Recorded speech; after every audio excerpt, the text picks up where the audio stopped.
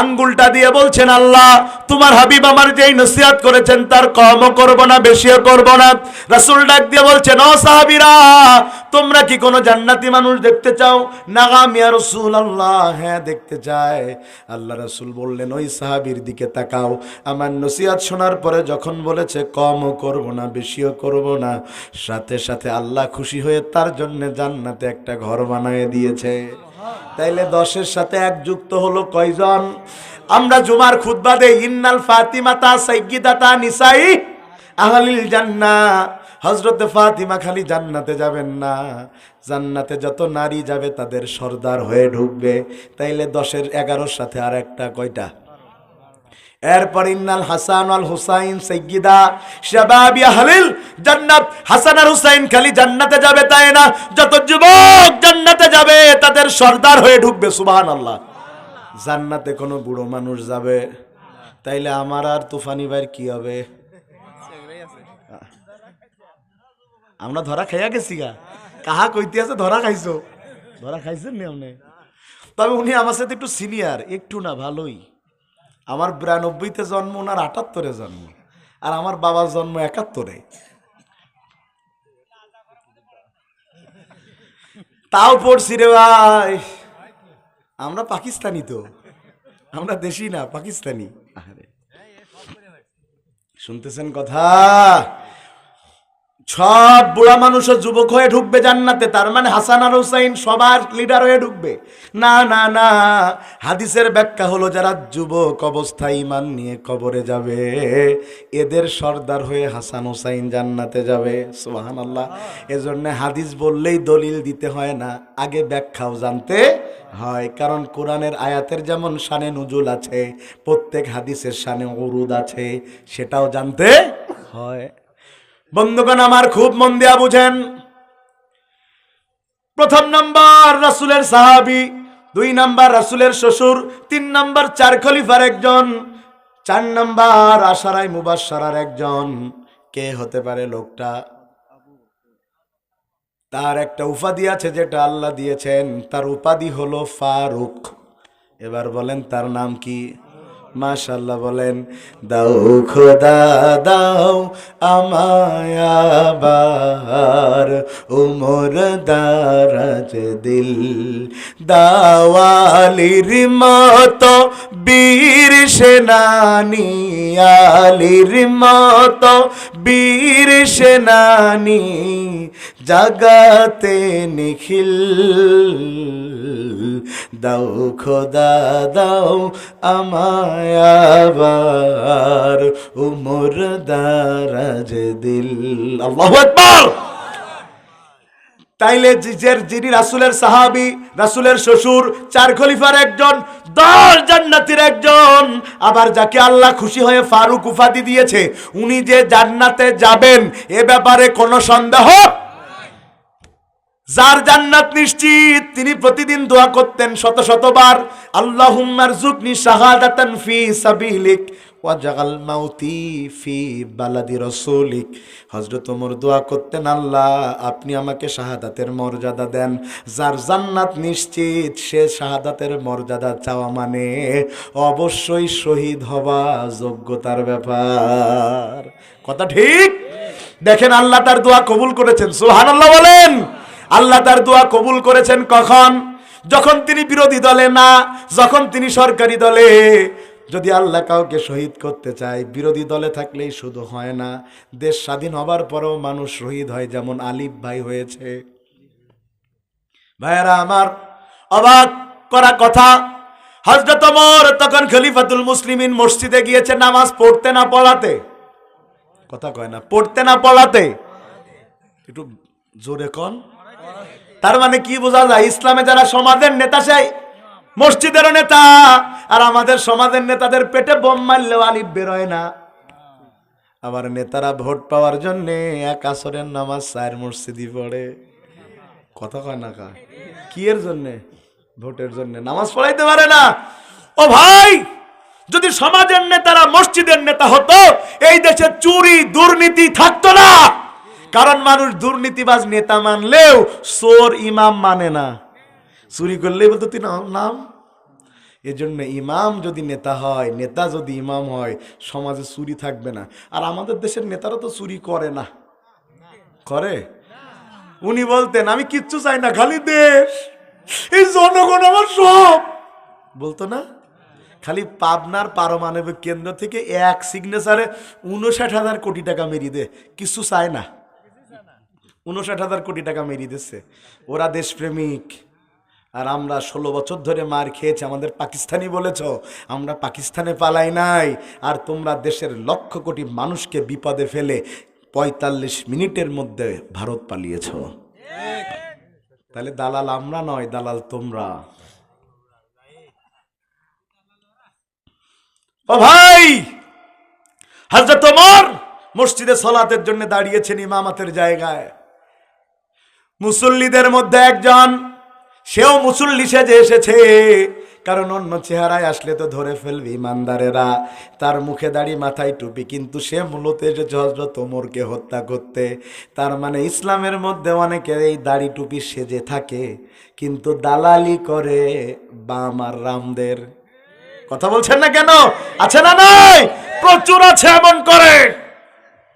গত আগস্টে আমি আমার এলাকায় মাহফিল দিলাম আমির হামজা ভাইকে নিয়ে।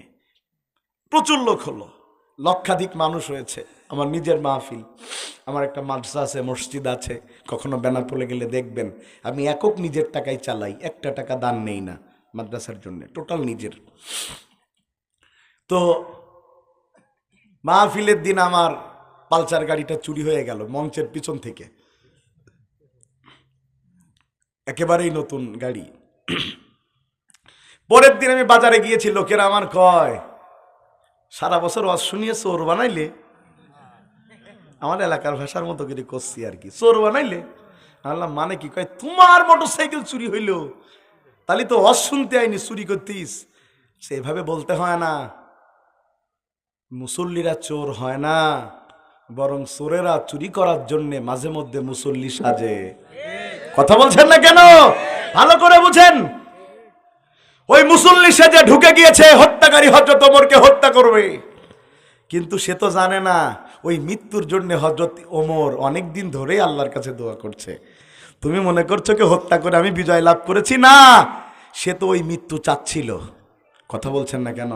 আল্লামা সাঈদী, যাকে কোরআনের পাখি বলেন, কোরআনের পাখি তো তার ছোট পরিচয়, তার সবচেয়ে বড় পরিচয় হচ্ছে উনি জালিমের কাছে মাথা নত করেননি। জালিম তাকে মন্ত্রী থেকে হওয়া থেকে শুরু করে এমন কোনো প্রস্তাব নাই যা দেয় নাই, কিন্তু তিনি ফাঁসির রশিকে বেছে নিয়েছেন, মন্ত্রিত্ব চেয়ারকে বেছে নেননি। এটা হলো ঈমান। আর আমরা তো ভোটের আগের রাত্রি লাল চাই বিক্রি হয়ে যায়। কথা কয় না কা? 500 টাকার নোট পাইলে মাথা খারাপ, আবার ওয়াজ এসে স্লোগান দেয় বিপ্লব বিপ্লব। 500 টাকায় বিক্রি হয়ে গেছে। আল্লাহর রাস্তে জীবনে টাকায় নিজের আমানতকে বিক্রি করবেন না। পারা যাবে ইনশাআল্লাহ। পিছন থেকে ছুরি মেরেছে হযরত ওমরকে, পড়ে গিয়েছেন জমিনে। তখন 1 রাকাত সালাতের সেজদা।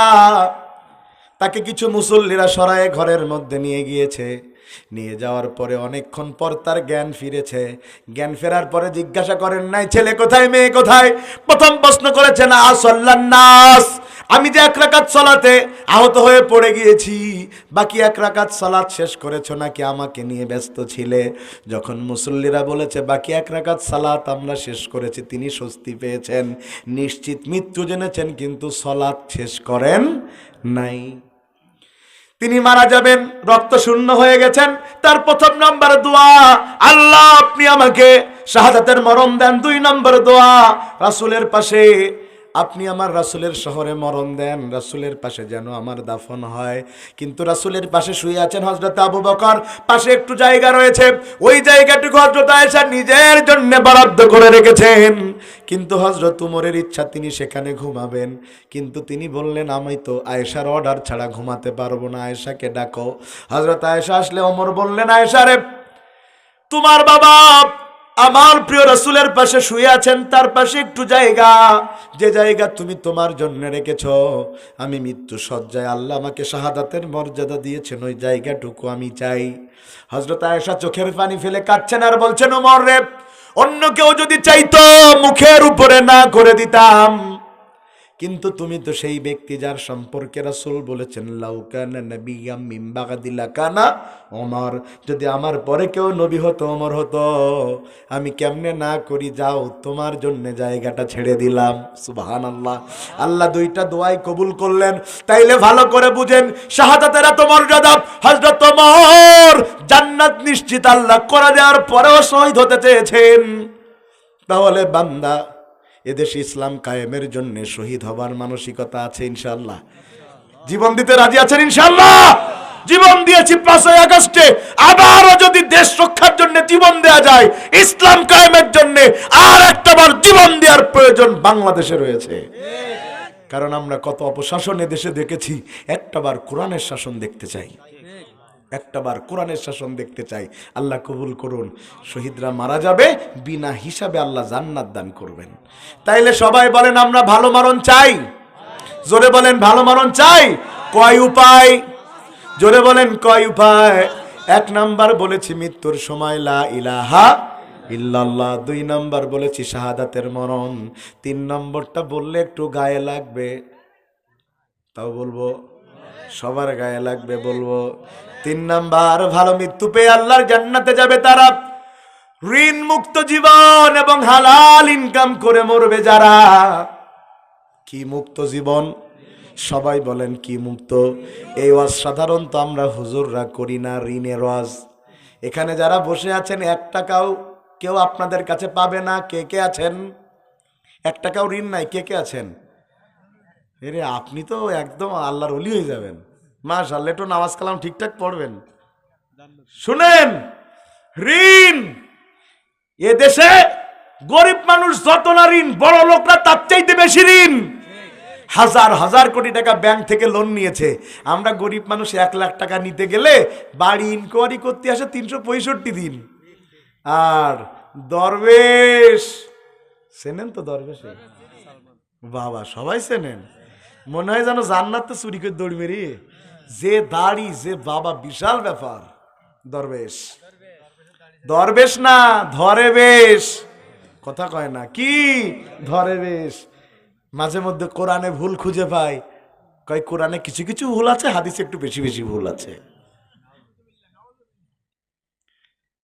এ দেশের সবচাইতে বেশি টাকা চুরি করেছে যারা, তাদের মধ্যে সালমান এফ রহমান আর এ সালম গ্রুপ সবচাইতে গিয়ে, ঠিক কিনা বলেন? জনগণের টাকা মেরে দিয়ে এখন পালাচ্ছে নৌকায় করে উনি আর আইনমন্ত্রী আনিসুল হক। পুলিশ খবর পেয়ে ধরতে গিয়েছে, কিন্তু দাড়ি চাচার কারণে দরবেশটা চিনতে পারে নাই। আনিসুল হক রে নিয়ে চলে যায়। আনিসুল হক কয় আমার এখানে কেন? দরবেশ বসে আছে। পুলিশ কয় কই দরবেশ? কই ওই তো। কই চিনি না তো। কয় চিনবা কেমনে? নমশুদ্ধ হয়ে গেছে। কথা কয় না কার দাঁড়িয়ে নাই, চেহারা এত বিশ্রী হয়েছে। পুলিশ ওরে ধরেছে। সালমান এফ রহমান কয় আমার নামটা না কইলে তো পার হয়েই গেছি। কয় ক্ষমতায় থাকছি একসাথে, জেলও খাটমু একসাথে। কি দরদ রে বা, দরদে ভরা। শুনতেছেন কথা? যারা অন্যায় ভাবে ইনকাম করেছে, মানুষের টাকা ঋণ করেছে, প্রত্যেকে অপমানিত হয়েছে। ওই যে বিচারপতি মানিক কথায় কথায় বলতো মুখরে ফাঁসি দিয়েছে, মুখরে ফাঁসি দিয়ে 4 লাখ কলার পাতায় শুয়াইছে। আদালতে তুলেছে দেখে রক্ত ঝরে। কয় কি হয়েছে? কয় বিসি ফাটি গেছে। আমার এলাকার ভাষায় কইতেছে, আপনারা কি কন আমি কিন্তু জানি না, আবার যেন রাগ করিয়েন না যে হুজুর উল্টো পাল্টা গালি দিছে, কইয়েন না আবার। ভাইয়েরা আমার, ওরা তো গেল বড় লোক, ওদের ঋণের তো আলাদা ব্যাপার। ফেরেশতাদের ঘুষ দিয়ে মাপ পাওয়ার একটা ধান্দায় আছে। ফেরেশতারা কয় খালি আয়, কথা কয় না কা। আর আমাদের দেশে গরিব মানুষদের ঋণ দেওয়ার জন্য আছে সমিতি কিস্তি। এদিকে আছে সমিতি কিস্তি, গ্রামীণ, ব্রাক, আশা, ঠ্যাঙ্গামারা। ঠ্যাঙ্গামারাও আছে। এখানে গরিব মানুষের ঋণ দেয়, তবে বিলকিসির বাপের দেয় না, বিলকিসির মাত দেয়। মানে বেটা লোকের দেয় না, বিটি লোকের দেয়। কথা কন না কেন? 30,000 টাকা লোন নিয়েছে, 30,000 টাকা লোন নেওয়ার পরে ধানগড়া বাজার দিয়ে যাচ্ছে। ওই দিনই 8,000 টাকার বাজার করেছে। কয় হাজার টাকার আছে কত? পরের দিন সকালবেলা ছেলে কাঁদতেছে, সবার মোবাইল আছে, আমার নেই। ওর বাপ বলছে, কে? তোর বাপ? আমি বেঁচে আছি না। পকেট থেকে 13,000 টাকা বের করে দিয়েছে। ওই যে সমিতির টাকার গরম, মোবাইল আছে তো, সমিতির টাকার গরম। 8 আর 13, 21,000 দুদিনে শেষ, রাতে আর দিনে আছে কত? 9। বাকি 9 দিনে আর 9,000 খাওয়া শেষ। এখন সমিতির লোক আসে, কিস্তির বেটা আর বিলকিসের মা দরজা দিয়ে পিছন দিয়ে পালায়। কথা কয় না কা? 6 মাস ধরে আসে না। মনে করে ঋণ দিচ্ছে না, কি হচ্ছে? 1 টাকা যে ঋণ রেখে মরে তার জন্য জান্নাত হারাম। খুব মন দেয়া বুঝেন ও ভাই আমার। আমাদের দেশের মানুষ শখ করে ঋণ করে, জায়গা জমির অভাব নাই, তারপরেও ঋণ করে 5 তলা বাড়ি করার জন্য। মরে গেছে ছেলে, এখন আর শোধ করতে চায় না, আছে না? বরং ছেলে বাপের লাশ কবরে রাখতে দিচ্ছে না, কয় আগে জায়গা জমি ভাগ হবে, তারপরে দাফন হবে। কথা ঠিক? কার জন্য করছ? এবার হাদিস শোনেন, ঋণ রেখে মরলে কি হয়। একটু হাদিস আপনাদের শোনায়, ঋণ রেখে মরলে কি হয়। আল্লাহ রাসূলের প্রখ্যাত সাহাবী, নাম তার মুহাম্মদ ইবনে জাহাশ রাদিয়াল্লাহু তাআলা আনহু, তিনি বলছেন, একবার আল্লাহ রাসূলের সাথে আমরা বসেছিলাম মসজিদে নববীতে। হঠাৎ করে দেখলাম রাসূলের চেহারা ঘামতে শুরু করে দিয়েছে, চেহারা লাল হচ্ছে। আমরা বুঝলাম রাসূলের উপরে কোরআন নাজিল হচ্ছে, সুবহানাল্লাহ। কিন্তু সেই দিন দেখলাম রাসূলের চেহারা শুধু ঘামছে তাই না, চোখ মোটা মোটা হয়ে গেছে। তার চেহারার মধ্যে ভয়ের একটা ছাপ দেখলাম। আমরা বললাম, মাহাদা তাশদিদুল লাযী নুজিলা, এমন কি নাজিল হলো যার কারণে রাসূলের চেহারা কঠিন হলো? ওই দিন জিজ্ঞাসা করার সাহস পেলাম না। সাগালতুহু ইলাল গাদ বাগাদাল গাদ, পরের দিন জিজ্ঞাসা করলাম, ইয়া রাসূলুল্লাহ মাহাজা তাশদিদুল লাযী নুজিলা, এমন কি নাজিল হলো যার কারণে আপনার এমন হলো? আল্লাহ রাসূল বলছেন, সে আল্লাহর নামে কসম যার হাতে আমার জীবন, যদি কোনো মানুষ কুতিলা ফি সাবিলিল্লাহ সুম্মা উহিয়া সুম্মা কুতিলা সুম্মা উহিয়া সুম্মা কুতিলা আলাইহি মা দাইনু মা দাখালাল জান্নাহ আলাইহি দাইন, যদি কোনো মানুষ মৃত্যুবরণ করে আল্লাহর রাস্তায় একবার, তারপরে জীবন ফেরত পায়, তারপরে আবার মরে, তারপরে আবার জীবন ফেরত পায়, আবার মরে, তার মানে যদি কেউ 3 বার শহীদ হয়, 2 বার জীবন ফেরত পায়। এই লোকটা যদি 1 টাকা ঋণ রেখে মারা যায়, আর যদি তার ঋণ পরিশোধ করার মতো কেউ না থাকে, ওই শহীদ পর্যন্ত আল্লাহর জান্নাতে যাবে না। হাদিসটা কি ভিতরে গিয়েছে আপনাদের? শুনেন, শহীদ 2 নম্বর পয়েন্টে বলেছি, শহীদরা বিনা হিসাবে জান্নাত। আর যদি ঋণ রেখে মারা যায়, ওই ঋণ পরিশোধ না করা পর্যন্ত জান্নাতে। ঋণ করবেন ভাই আর শখ করে? সাতক্ষীরায় ওয়াজ করতে গিয়ে বললাম, ঋণ আছেন কারা কারা হাত তোলেন। হাত তো সবাই তুলেছে, 7-8 বছরের একটা বাচ্চাও তুলিস। আমি বললাম, বাপ মঞ্চে আয়, তুইও দে না। বলছে, হ্যাঁ 8 টাকা। কয় টাকা? 8 টাকা ঋণ হলি কেমনে? কয় আইসক্রিম কিনতে গিয়েছি, 20 টাকা দাম আছে, 12 টাকা, 8 টাকা নাই, বন্ধুর কাছ থেকে ধার করছি, হুজুর আমারে বইকেন না, কাল শোধ করে দেবান। শুনতেছেন কথা? তাইলে ঋণ করে মরবে না, ঋণ করবেন শখ করে না, অল্প খাবেন, ঋণ করবেন না। এই পয়েন্টের 2 নাম্বার হচ্ছে হালাল রুজি। বলেন কি রুজি? হালাল আর হারামের ব্যাপারে নুমান ইবনে বশিরের বিখ্যাত হাদিস, আল হালালু বাইয়িন আল হারামু বাইয়িন, হালাল সুস্পষ্ট, হারাম সুস্পষ্ট। বলেন তো দেখি, দুধ বেচা টাকা হালাল না হারাম? কথা কয় না। যদি দুধে পানি মিশায়, দুধে তো এখন আর কেউ পানি মিশায় না, ধরছে দুধে পানি মিশাস, কই আল্লাহর কসম জীবনে কোনোদিন দুধে পানি মিশায় নাই। কথা তো ঠিক, ও পানিতে দুধ মিশায়। কথা কয় না কা? ও দুধ ঢেলে পানি ঢেলে না, বরং আগে পানি ঢেলে তারপরে বালাগাত মান্তিক খাটাই দিয়েছে। বালাগাত যারা মাদ্রাসায় পড়েছেন তারা বালাগাত মান্তিক বুঝবেন, বাকিরা তো আর বুঝবে না।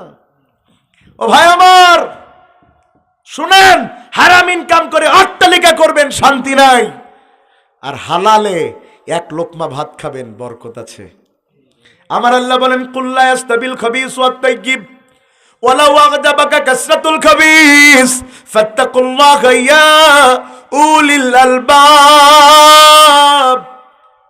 আমার আল্লাহ বলেন হালাল আর হারাম কখনো এক হতে পারে, পবিত্র আর অপবিত্র কখনো এক হতে পারে না। তবে হারাম জিনিস চক চক করে বেশি, চোখে টানে বেশি। একটা উদাহরণ দিলে বুঝতে পারবেন। আপনাদের এই রাস্তার নাম কি? হ্যাঁ, চকভিরাম রাস্তা। কথা শুনতেছেন আপনারা আমার?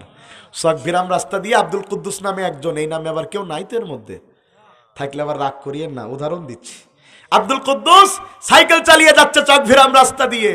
যে সে সাইকেল না, পোলাপানি আর কি মারে আর বলে, ও কুদ্দুস চাচা, নুহু নবীর আমলে সাইকেল আর কদিন চালাবা? তার মানে এই সাইকেল আব্দুল কুদ্দুস চালাচ্ছে, তার বাপ চালাইছে, তার বাপও চালাইছে। সাইকেল এখন অটো হয়ে গেছে, হাওয়া দিয়া লাগে না, চাকা শক্ত হয়ে গে। কথা মনে হয় বুঝতেছে না। চোরে একদিন চুরি করে নিয়ে গেছে, আবার ফেরত দিয়ে গেছে, আর চিঠি লিখে ঠিক গেছে যে ভাই সাইকেলটা যার, সে জীবনে তালা বাঁধে আর রেখেন না, এ সাইকেল চালাইন যায় খটাং খটাং আমাদের লোক, আমি চোর মানুষ। ও তো বুঝে ফেলতেছে এমন সাইকেল। সাইকেলের দাম সর্বোচ্চ 300 টাকা। আব্দুল কুদ্দুস বড় মেধাবী ছাত্র ছিল, রোল নাম্বার 1, কিন্তু জীবনে কোনোদিন হারাম ইনকাম করেনি। রাস্তা দিয়ে সাইকেল চালিয়ে যাচ্ছে, উদাহরণটা বুঝেন। আর পিছন দিয়ে সাইকেল 3 কোটি টাকা দামের গাড়ি চালিয়ে আসতেছে বল্টু সাহেব। কি সাহেব? বল্টু সাহেব তাকায় দেখতেছে এই সাইকেল চালিয়ে যাচ্ছে আমার বন্ধু আব্দুল কুদ্দুস না? হ্যাঁ হ্যাঁ, আব্দুল কুদ্দুস তো। কুদ্দুস, বন্ধুদের স্টাইল শোনাচ্ছি আর কি। আব্দুল কুদ্দুসের পাশে যে জানালা গ্লাস না আছে, আব্দুল কুদ্দুস চিনেছ আমারে? এই তুমি বল্টু না? হ্যাঁ। আরে তোমার কি অবস্থা, এত দামি গাড়ি?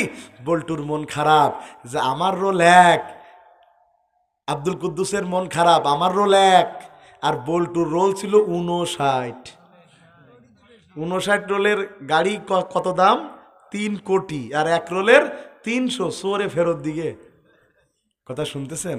এটা দেখে আব্দুল কুদ্দুসের মন খারাপ হলো, জীবনটা বেদানা, করলাম কি? কিন্তু আব্দুল কুদ্দুস জানে না ও যে শান্তিতে আছে, এই শান্তিতে বল্টু নাই।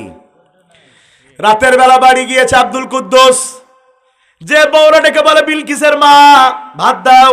বিলকিসের মা বলছে শীতকাল, তরকারি গরম করে আনি। তরকারি গরম করে এনে দেখতেছে আব্দুল কুদ্দুস ঘুমাই গেছে। ডাক দিয়েছে বিলকিসের বাপ, ওটো খাও। আপনাদের না, আব্দুল কুদ্দুস ভোর বকতেছে, এই তোর না বলেছি ঘুমালি, ডাকবি না, আমার মাথায় কাজ করে না। ওই যে আব্দুল কুদ্দুস ঘুমাইছে, ফজরের আগে ঠ্যাং ধরে টানলি উঠবে না। কথা কয় না কা? আর এত জোরে নাক ডাকাচ্ছে, চোর তো দূরই থাক, কুত্তা পর্যন্ত এরিয়ার মধ্যে ঢুকতে না, ঘুম। আর বল্টু বাড়ি গেছে, 5 তলা বাড়ি, এসি রুম। 9টার সময় বাড়ি যে এই বউরে বলতেছে, বিলকিসের মা, এটা কমান নাম আর কি, তাই বলছি একটু ঘুমির ওষুধ দাও, জানো ঘুমির ওষুধ ছাড়া তোমার ঘুম আসে না। আরে 300 টাকা 3 কোটি, বুঝেন? 9টার সময় খাইছে, 12টা বাজে ঘুম নাই, আর একটা দাও, ঘুম নাই, আর একটা দাও না। বউ বলতেছে প্রতিদিন 3টে করে ঘুমির বড়ি না খেয়ে 20 খেয়ে একবার উলাউটো দূরে যেতে পারো না? উলাউটো আমার এলাকার ভাষায় বলে, আপনাদের এলাকায় বলে কি জানি না। মরতে পারো না? সকালবেলা ঘুম থেকে উঠেছে আব্দুল কুদ্দুস, সারা রাত ঘুমাইছে। আর এই বল্টু ঘুমাইতে কেন পারেনি? কারণ এই বল্টু বাড়ি বানাতে যেয়ে কত লোকের চোখের ঘুম কেড়ে নিয়েছে, কত লোকের জমি দখল করেছে, রাস্তা দখল করেছে, ঘের দখল করেছে, দোকান দখল করেছে, চাকরি দেওয়ার নামে ঘুষ নিয়েছে, চাকরি দেয় নাই। ওরা সারা রাত চিন্তায় ঘুমাতে পারেনি, ওদের অভিশাপে আল্লাহ বল্টুর ঘুম কেড়ে নিয়েছে। সকালবেলা ঘুম থেকে উঠেছে আব্দুল কুদ্দুস সাহেব, উঠে বউরে বলতেছে, বউ রাত্রির খাইনি মনে আছে তো? কয় হ্যাঁ। বলে রাত আর সকাল একসাথে দে, কাজা কাফারা আদায় করে খাবো। 1 কেজি চালির ভাত খাওয়ার পরে বউর বলতেছে আর 2টো হবে, ডাইল দে। কি দিয়ে? এই যে মশারির ডাইল দিয়ে। মশারি কোন তো আপনারা? মুসুরির ডাল দিয়ে খেয়ে বউ বলতেছে তুমি বুড়ো হইলে তা বড় হইলে না কেন?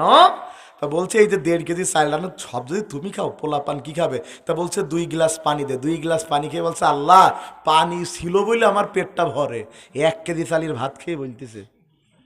আর বল্টুর বাড়ি সকালবেলা মোরগ পোলাও, বিরিয়ানি, কালা ভুনা, লাল ভুনা, কোরমা, পোলাও, কালিয়া, কুত্তা। সব রান্না হচ্ছে, রান্নার মৌ মৌ গন্ধ আমার তোফানি ভাইয়ের বাড়ি পর্যন্ত চলে গিয়ে, ভাই বুঝে ফেলে এটা বল্টুর বাড়ির রান্না। কার বাড়ির? আহারে এই রান্না হয় বল্টুর বাড়ির কাজের লোক হয়, কাজের মহিলা হয়, ওই ড্রাইভার খায়, দারোয়ান খায়, সবাই খাইতে পারে, বল্টু পারে না। কথা কয় না কা? বল্টুর বাড়ির কর্মচারী খায় এক গামলা ভাত, এক বোল ভাত, এক বোল তরকারি। বল্টু চিন্তা করে, আল্লাহ কর্মচারী হইলেও তো খেয়ে বাঁচতে পারতাম। কথা বলেন না কেন? বল্টু যে খায় না তা না, বল্টু খায়। কি খায়? সারা দিনে 3 খান রুটি। মাশাআল্লাহ, কয় খান রুটি? 3 খান। তা কি দিয়া খায়? দেশি মুরগা, গরুর গোস্ত। কয় ডাক্তার কি দিয়ে খাবো? ছাগলের ঝোল না গরুর ঝোল? কয় মরবা, সুজি খাবা, সুজি। সুজি আছে এদিকে, সুজি খাবা, কিন্তু খবরদার চিনি দেবা না। আরে এত টাকার মালিক খাইতে পারে না কেন? কারণ ওর কারণে কত মানুষের খাবার মুখ থেকে কেড়ে নিয়েছে। চাকরি দেওয়ার নাম করে ঘুষ নিয়েছে, ওর সর্বস্ব বিক্রি করে দিয়েছে, চাকরিও দেয়নি, ও আর কিছু করেও খাইতে পারেনি। এক বেলা খায় তো এক বেলা খায় না। কত মানুষকে মিথ্যা মামলা দিয়ে বাড়ি ছাড়া করেছে, কত মানুষের চাকরি থেকে বের করে দিয়েছে। ওর খাবার কেড়ে নিয়েছে অন্যদের মুখ থেকে। আল্লাহ বলছেন আমি তোর বেলায় অন্য কিছু করব, যে তোর ওদের তো খাবার নেই তাই খায় না, আর তোর থাকবে তাও খাইতে পারবি না।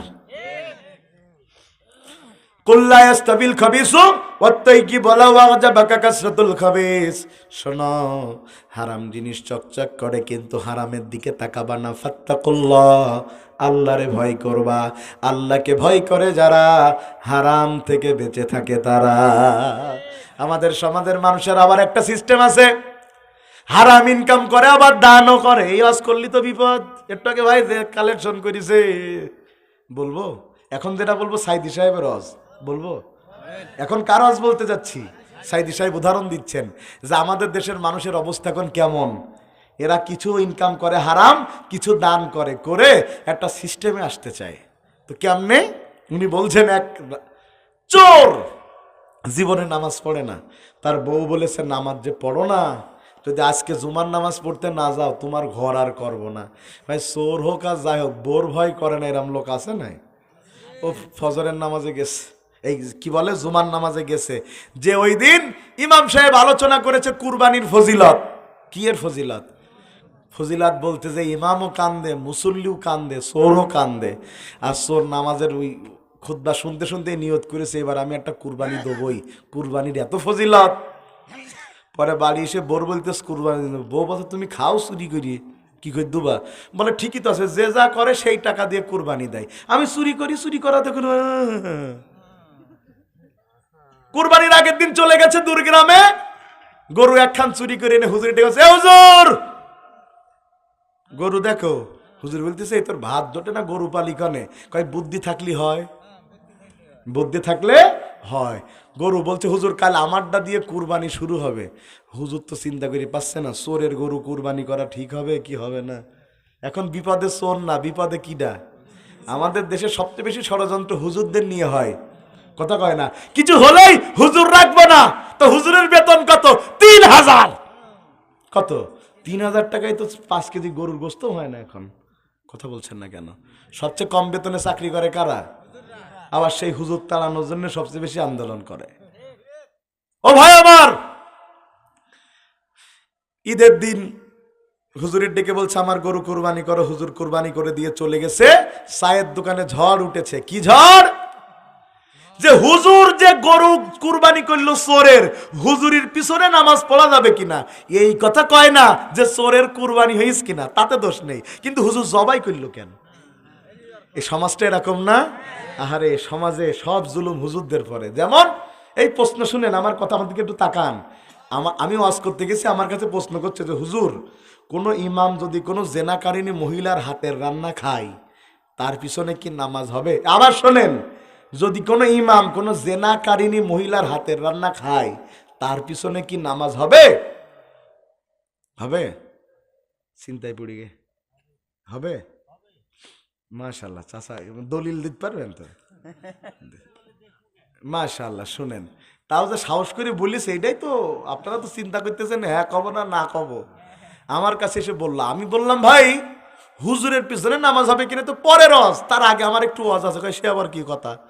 আমি বললাম প্রশ্নটা আবার করেন, হুজুর যদি কোনো জেনাকারিনী মহিলার হাতে খায় তাহলে খাওয়াটা আগে হয়েছে না জেনা করাটা আগে হয়েছে?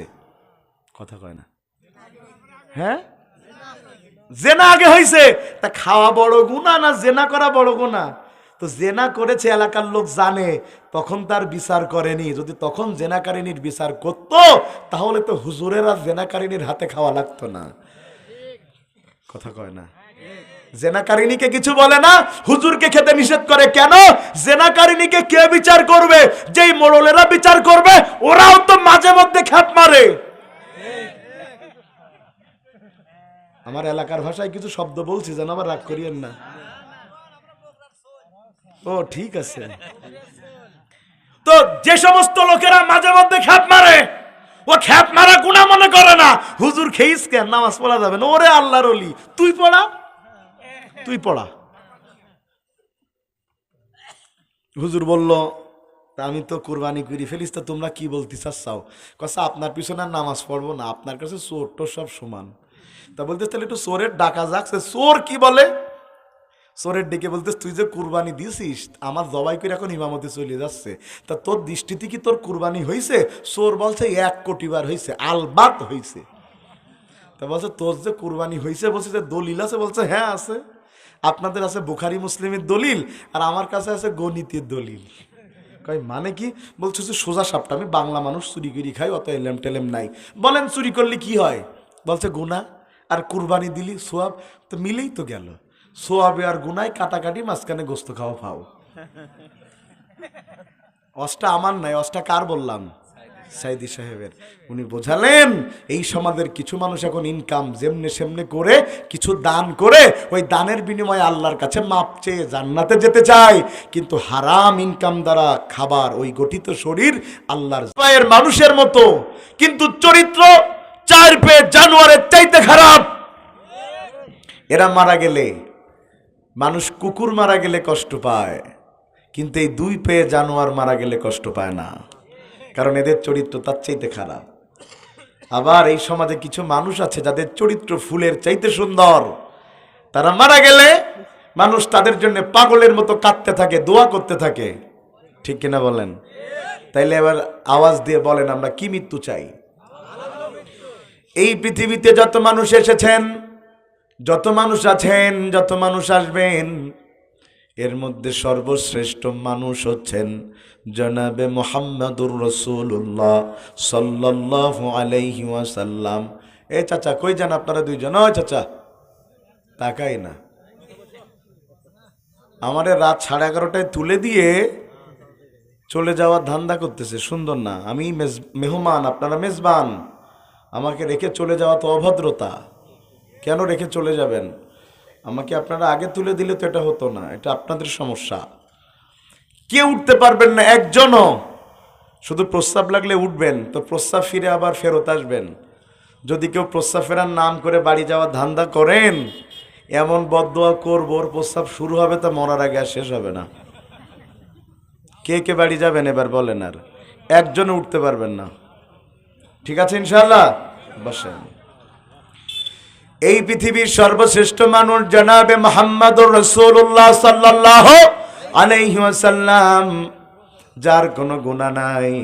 হযরত আয়েশা তার সম্পর্কে বলছেন, আনতা রাজুলুন গুফিরা লাহু মিন জামবিহি তাকাদ্দামা তাআখার। ও নবী, আপনি তো সেই মানুষ যার আগেও কোনো গুনাহ নাই, পরেও কোনো গুনাহ করার কোনো সুযোগ আল্লাহ রাখেন নাই। যেই নবীর এত মর্যাদা, যেই নবী আল্লাহর আদেশে আমাদের সুপারিশ করবেন, সেই নবী যার কোনো তুলনা হয় না, তিনি প্রতিদিন সকাল সন্ধ্যা দোয়া করতেন, আল্লাহুম্মা ইন্নী আসআলুকা হুসনাল খাতেমা, আল্লাহুম্মা ইন্নী আসআলুকা হুসনাল খাতেমা। ও আল্লাহ, আমার মরণটা ভালো মরণ দিও, আমার শেষ সফরটা সুন্দর করে দিও। তাইলে বিশ্বনবী যার কোনো গুনাহ নাই, তিনি যদি ভালো মরণ চান, ও সিরাজগঞ্জবাসী, আমাদের ভালো মরণের দরকার আছে না নাই? এবার আসেন, সবাই বলেছেন আমরা কি মরণ চাই? আপনারা শীতে জমে গেছেন, হাত উঁচু করে এখন কি মরণ চাই? সবাই কান উঁচু করে না কা? দু একজন, এই মাইকলারা তোমরা উঁচু করো না কা? হাত উঁচু করো, বুঝে আর না বুঝে করো, বোঝো নাই তো কি কইছি? সবাই আমরা কি মরণ চাই? এই হাত 5টা আঙ্গুল ধরে রাখেন। ভালো মৃত্যু লাভের উপায় 5টা। বলেন কয়টা? আরো জোরে। জোর হলো না, জোরসে বলেন। মাশাআল্লাহ, হাত নামান। কয়টা? ভালো মৃত্যু লাভের উপায়। এবার 1 আঙ্গুল তুলে বলেন 1 নাম্বার। জোরে বলেন 1 নাম্বার। 1 নাম্বার ভালো মৃত্যু লাভের উপায়। হাত নামান বিশ্ব নবীর জলিল কদর সাহাবী, নাম তার মুআয ইবনে জাবাল। ওয়ান মুআয ইবনে জাবাল রাদিয়াল্লাহু তাআলা আনহু قال قال رسول الله صلى الله عليه وسلم من كان آخر كلامه لا إله إلا الله دخل الجنة। আল্লাহু আকবার। মুআয ইবনে জাবাল রাদিয়াল্লাহু তাআলা আনহু বলেন, বিশ্বনবী জনাবে মুহাম্মদুর রাসূলুল্লাহ সাল্লাল্লাহু আলাইহি ওয়াসাল্লাম বলেছেন, যদি কোনো মানুষ তার মৃত্যুর সময় তার মুখ দিয়ে বলতে পারে লা ইলাহা ইল্লাল্লাহ, ওই বান্দা ভালো মৃত্যু পেয়ে আল্লাহর জান্নাতে প্রবেশ করবে। এবার বলা লাগলো না সুবহানাল্লাহ এমনি জোরে হইল কেন? কারণ সহজে জান্নাত। কথা কয় না সহজে, কারণ মরার সময় আমার এলাকায় বলে কুইতে কুইতে। কোথা বোঝেন? মানে চেষ্টার পরে চেষ্টা করার। আপনারা কি কন? হ্যাঁ, ওই আপনারা কয়েন কুতা কুইতা। ঠিক আছে, আপনারা কুতা কুইতা, আমরাও কুতা কুইতা। এই যে কুতে কুতে কষ্ট করে মুখ দিয়ে কোন রকম মরার সময় একবার বলবো লা ইলাহা ইল্লাল্লাহ, জান্নাতে চলে যাব। হাদিসের ব্যাখ্যা এটা নয়, বরং হাদিসের ব্যাখ্যা হচ্ছে যার জীবন ইসলাম দিয়ে চলে না, ও মরার সময় চেষ্টা করলে ওর কালেমা জোটে না। প্রতিটা কথা পারলে লিখে নিয়ে যাবেন। আউল ফাউল কথা বলার কোনো স্বভাব আমার নাই। যতটুকু পারবো কোরআন সুন্নাহ থেকে, না পারলে সালাম। খুব মন দিয়া বুঝেন, যার জীবন ইসলাম দিয়ে চলে না, চেষ্টা করলেও মরার সময় কালেমা পড়ে না। আর যদি কালেমা পড়তেও পারে, কবুল হয় না।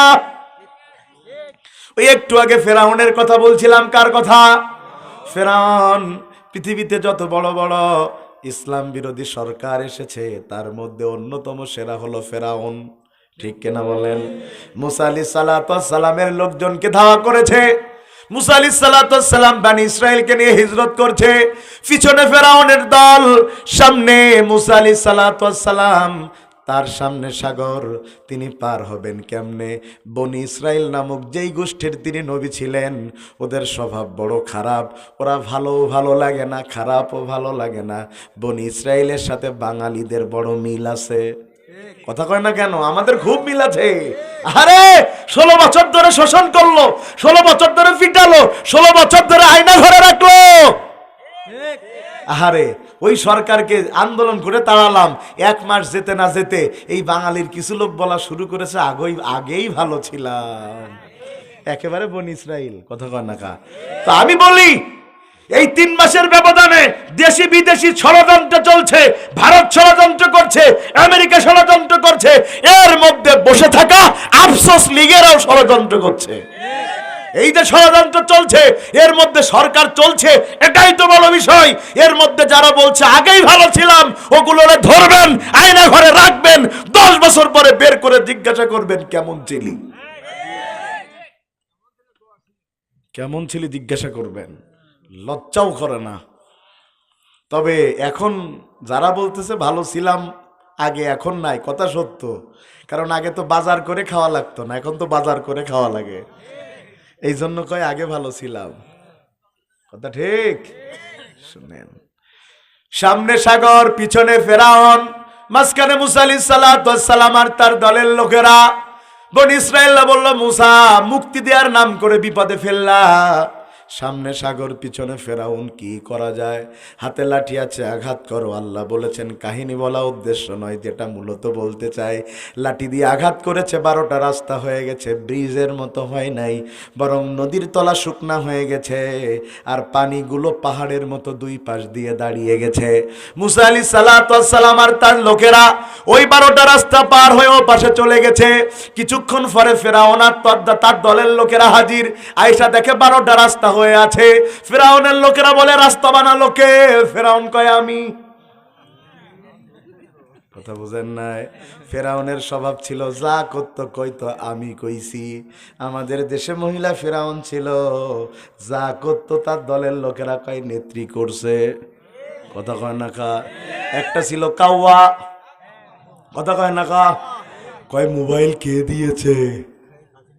কয় হাসিনা দিয়েছে। আরে নিজের টাকাতে মোবাইল কিনছে, হেতে কয় তার নেত্রী দিছে। পোলা পানে কিডনি বেচা আইফোন 40 প্রো ম্যাক্স কেনে, কয় ঠিক কেউ বেচছে? ও ভাই আমার, আর কয় তার নেত্রী দিয়েছে। অন্যের কাছ থেকে নিয়ে ক্রেডিট নেওয়ার মানসিকতা হলো ফেরাউনের। 560টা মসজিদ বানিয়েছে সৌদি আরবের টাকায়, আর সে বলে শেখ হাসিনা বানাইছে। ঠিকই তো আছে, কারণ দুইটাই তো ফেরাউন, একটা মহিলা একটা পুরুষ। কথা কয় না কা? এবার ফেরাউন আর তার দলের লোকেরা ঢুকে গিয়েছে কিসের মধ্যে? ওই রাস্তার মধ্যে। কিছুক্ষণ পর ফেরাউন বুঝতে পেরেছে না এটা আল্লাহ তাআলার পক্ষ থেকে শাস্তি। যখন সে বুঝে ফেলেছে আমার এখন মরাই লাগবে, তখন সে কি বলেছে? হাত্তা ইযা আদরাকাহুল গরাকু ক্বালা আমানতু আন্নাহু লা ইলাহা ইল্লাল্লাযী আমানাত বিহি বানু ইসরাঈলা ওয়া আনা মিনাল মুসলিমিন। যখন মৃত্যু ফেরাউনের একেবারে কাছাকাছি চলে এসেছে, ফেরাউন নিশ্চিত হয়ে গেছে আমার মরা লাগবে, আর নেতাগিরি চলবে না, তখন ফেরাউন বলছে ঈমান আনলাম সেই আল্লাহর উপরে, যে আল্লাহর উপরে ঈমান এনেছে বনি ইসরাইলের লোকেরা, আর আমি মুসলমান। কে বলতেছে? সারা বছর হুজুর পিটায় যদি ফেরাউন মুসলমান হইতে পারে, কথা কয় না কা? আমার আল্লাহ বলেন আল আন ওয়াকাদ আসাইতা ক্বাবলু ওয়া কুনতা মিনাল মুফসিদিন। এখন কেন? তুমি তো একেবারে ফাসাদ সৃষ্টিকারী হয়ে গেছো, তোমার জন্য কোনো তাওবাও নাই, কালেমাও নাই। আমি আবারও বলি, এজন্য ইসলাম বিরোধিতায় জীবন কাটে যার, মরণের সময় কালেমা নসিব হবে না তার। জানাজার সালাত হয় কি হয় না? জানাজার সালাত আমরা কয় তাকবীরে পড়ি? 4 তাকবীরে। কোথাও সূরা ফাতিহা পড়ে, কোথাও পড়ে না।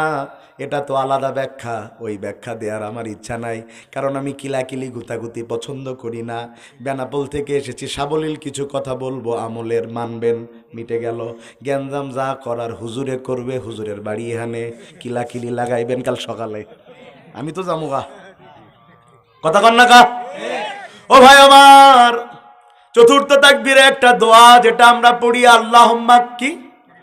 আল্লাহুম্মা গফিরলি হাইয়িনা ওয়া মাইয়িতিনা ওয়া শাহিদিনা ওয়া গায়িবিনা ওয়া সগীরিনা ওয়া কাবীরিনা ওয়া যাকারিনা ওয়া উনসানা। আল্লাহুম্মা মান আহইয়াইতাহু মিন্না ফাআহইহি আলাল ইসলাম ওয়া মান তাওয়াফাইতাহু মিন্না ফাতাওয়াফাহু আলাল ঈমান। কি বললেন? কোনোদিন তো চিন্তা করেন নাই? হুজুরও চিন্তা করে না, মুসল্লি করবে কখন?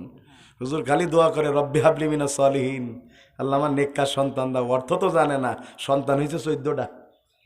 পোলাফানে কয় হুজুরের অর্থ কি জানেন? কয় না। কয় জানলে তার 14টা হতো না। কথা কয় না, অর্থ তো আমরা জানি কম।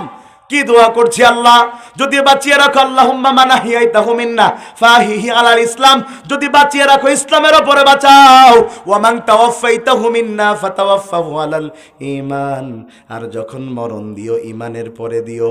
এই দোয়া দ্বারাও বোঝা যায় ইসলাম দিয়ে যার জীবন চলে না, মরণের সময় তার কালেমা জোটে না। তাইলে ভালো মৃত্যু আমরা সবাই চাই। 1 নাম্বার, মৃত্যুর সময় হতে হবে লা ইলাহা ইল্লাল্লাহ। আর এই কালেমা যদি মুখ দিয়ে বের করতে হয়, শর্ত হলো জীবন চালাতে হবে ইসলাম দিয়া। কি দিয়া? কার্ল মার্কসের আইন দিয়া। শেখ মুজিবের আদর্শ দিয়া। না রে ভাই, কোনো মানুষের আদর্শ নয়, কেবলমাত্র কোরআন আর রাসূলের সুন্নাহ আমাদের জীবন চলার পাথেয়। এর বাইরে যা আছে আমরা একটাকেও মানি। তবে ইসলামের মধ্যে ঢুকতে হলে আল্লাহ বলেছেন কমসম ঢুকলে হবে না, পুরাটাই ঢোকা লাগবে। উদখুলু ফিস সিলমি কাফা ওয়ালা তাত্তাবিউ খুতুওয়াতিশ শাইতান ইন্নাহু লাকুম আদুউম মুবিন। আপনারা যখন মশারির মধ্যে ঢোকেন, চারটায় লাগান নাকি দুইটা খুইলা রাখেন? চারটায় লাগান, নাইলে কি হয়? নাইলে মশা ঢুইকা কি আরে ইনজেকশন মারে, করোনার ইনজেকশন। কি কোন আপনারা কি মারে? ইনজেকশন মারে। যখন খাবার খান পুরাটা খান নাকি কিছু রেখে দেন? বাড়িতে মেহমান এসেছে, মেহমানের জন্য 99টা আইটেমের নাস্তা রেখেছেন, চিন্তা করলেন একটা পাশ ফাঁকা রয়ে গেছে, ছোট বাচ্চাটা পায়খানা করেছে, ওই পায়খানাও এক পাশে দিয়েছেন, দিয়া নাস্তা পুরা করছেন। কয় আইটেম মেহমানের সামনে দিয়েছে, কিছু খায় না। একটা খারাপ হলেও 99টা তো ভালো, খায় না জ্ঞান, কথা কয় না। হ্যাঁ, পায়খানা যদি একটা জায়গায় দাও, বাকি 99টার কোনো দাম। বান্দা ইসলামের 99টা মানে একটা যদি মানুষের তৈরি করা পায়খানা আইন মানে বাকি 99টা আমলের নাস্তা আল্লাহ কবুল করে না। কথা কি বোঝা যায়? খুব মন দিয়ে বুঝতে হবে, কারণ ইসলাম বাদ দিয়ে অন্য কারোর আদর্শ আমল করলে আল্লাহর দরবারে কবুল হয়? আমার আল্লাহ বলে না, মাইয়াবতাগি গায়রাল ইসলামি দীনান ফালাই ইউকবালা মিনহু ওয়া হুয়া ফিল আখিরাতি মিনাল খাসিরিন। আল্লাহু আকবার। তাইলে ইসলামের বাইরে আমরা অন্য কিছু মানবো না। সবাই বলেছেন আমরা ভালো মৃত্যু চাই। ভালো মৃত্যু লাভের কয় উপায়? 5 উপায়। তাইলে এক নাম্বার হলো মরার সময় মুখ দিয়ে বলবো লা ইলাহা ইল্লাল্লাহ, জীবন চালাবো ইসলাম দিয়ে। রাজি আছেন ইনশাআল্লাহ? 2 নাম্বার ভালো মৃত্যু লাভের উপায়, এই দুনিয়াতে 2 নম্বরে ভালো মৃত্যু পেয়ে কবরে যাবে তারা, আল্লাহর রাস্তায় দিন কায়েমের আন্দোলনে শহীদ হবে যারা। সুবহানাল্লাহ বলেন। কি হবে? কি হবে? কি হবে? কথা কয় না। কি হবে? আপনাদের ঝাপলার শহীদ মোড়ল না, শহীদ হাওলাদার না, শহীদ নামে লোক আছেন আপনাদের অঞ্চলে, ওই শহীদ না। কি এর শহীদ? এদেশে তো হিন্দুরাও শহীদ হয়। কথা কয় না কা? শরিয়াতের দৃষ্টিতে হয় না, সরকারে বানায়। সড়কের নাম দিয়েছে শহীদ ধীরেন্দ্রনাথ দত্ত সড়ক। তবে এদেশে আমরা হিন্দুদের নিরাপত্তা দিয়েছি, তাদের পূজা করায় যেন কোনো বাধা না হয়, তাদের আমরা পাহারা দিয়েছি। আর তারা আমাদের মুসলমান আইনজীবীকে জবাই করেছে। মুসলমান আইনজীবীকে গতকাল জবাই করেছে, অ্যাডভোকেট আলিফকে। আপনি কথা বলি হিন্দু ভাইরা, যে দেশে হাজার হাজার মানুষ জীবন দিয়ে দেশটাকে দ্বিতীয়বার স্বাধীন করেছে, আর যাই করেন ভারতের পামে পড়ে, আর কোনো বিশৃঙ্খলা করেন না। কারণ আমরা পাহারা দিতেও জানি, কবর দিতেও জানি। পাহারা দিতেও জানি, কবর দিতেও জানি। এদেশ হিন্দুদের দেশ নয়, এদেশ 92% মুসলমানের দেশ। এটা মোদির দেশ নয়, এটা আল্লামা সাঈদীর দেশ। বাড়াবাড়ি করতেছো। আমাদের আলেমদেরকে অ্যারেস্ট করেছে, আমরা কখনো কোন আইনজীবীকে হত্যা করেছি? তাদের আইনজীবীকে, ওদের তো একজনকে ধরেছে, তাও দেশকে ধ্বংস করার ষড়যন্ত্র করেছে সেই অপরাধে। আর তোমরা তার জন্যে, তবে এখান থেকে একটা শেখা, হুজুরদের নেওয়া উচিত। আমাদের সায়ের হুজুর তো 1 প্লেটে খাইতে পারে না, কিলাকিলি করবে না খাবে? কথা কয় না কা?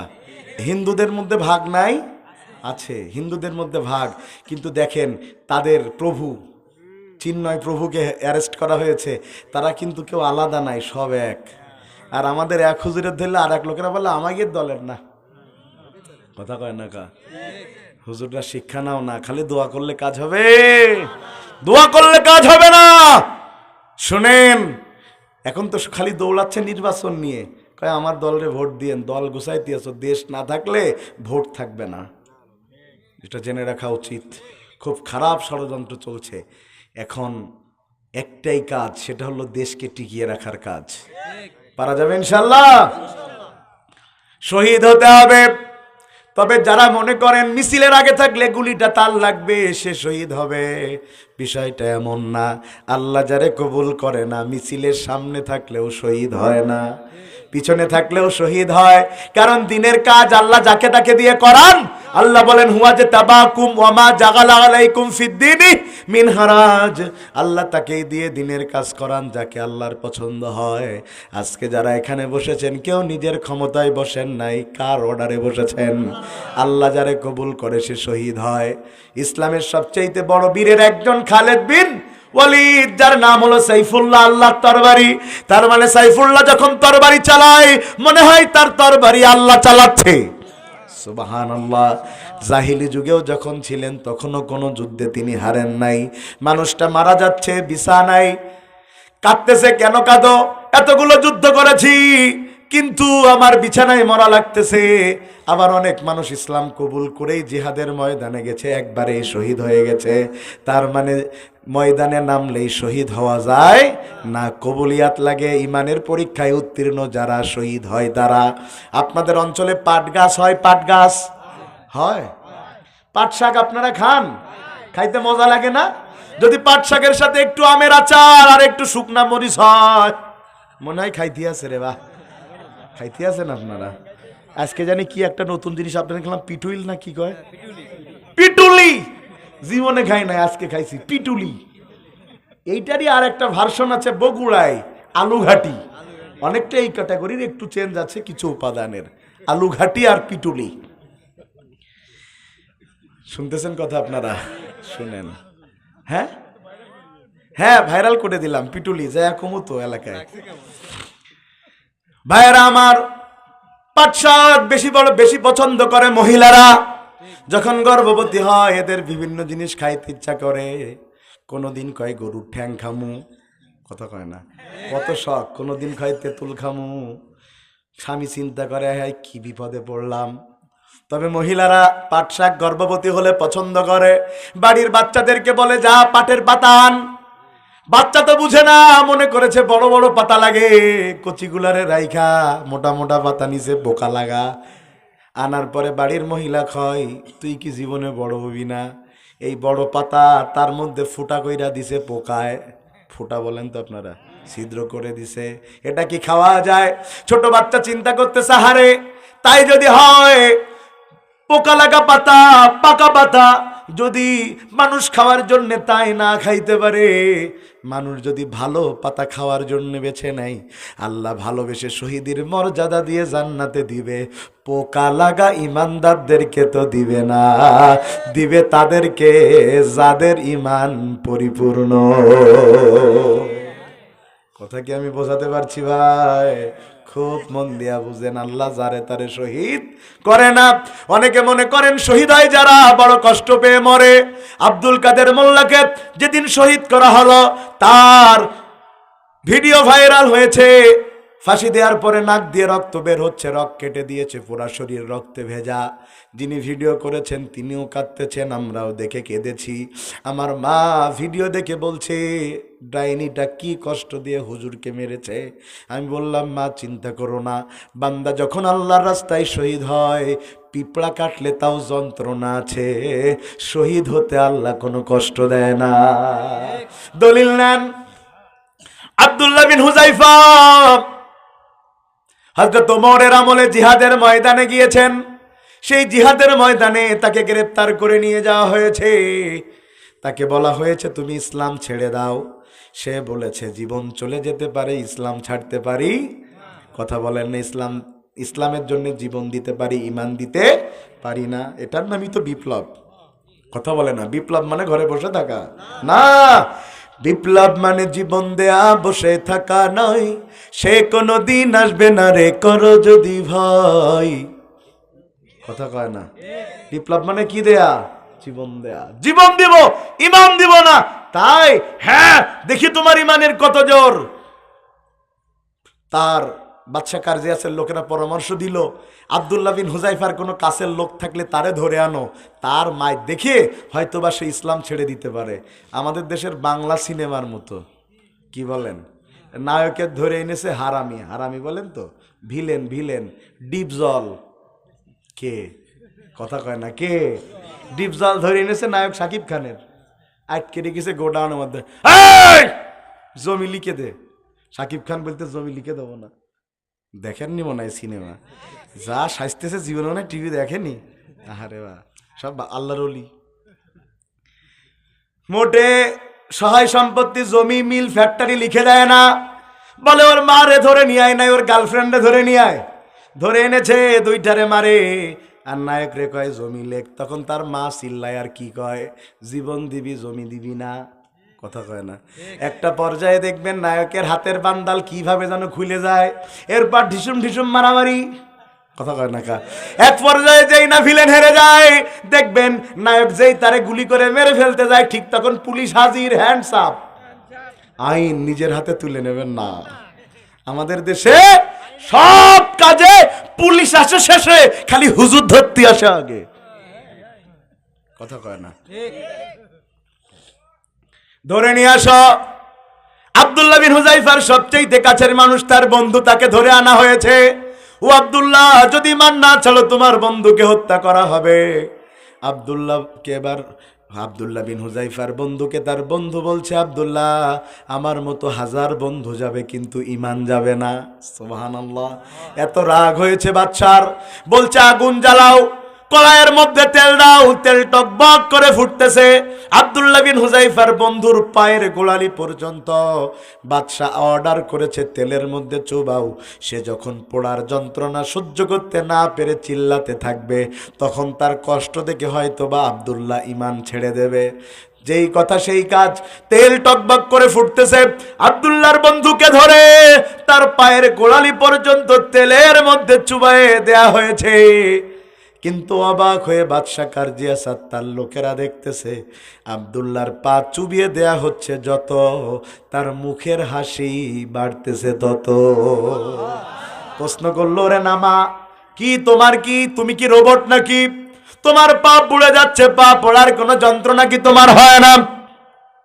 আব্দুল্লাহ বিন হুযাইফার বন্ধু বলতেছে, যখন তুমি আমার পা তেলের মধ্যে চুবানো শুরু করেছ, তখনই আমার রব, আমার আল্লাহ আমার চোখের সামনে জান্নাতের দরজাগুলো এক এক করে খুলতে শুরু করেছে।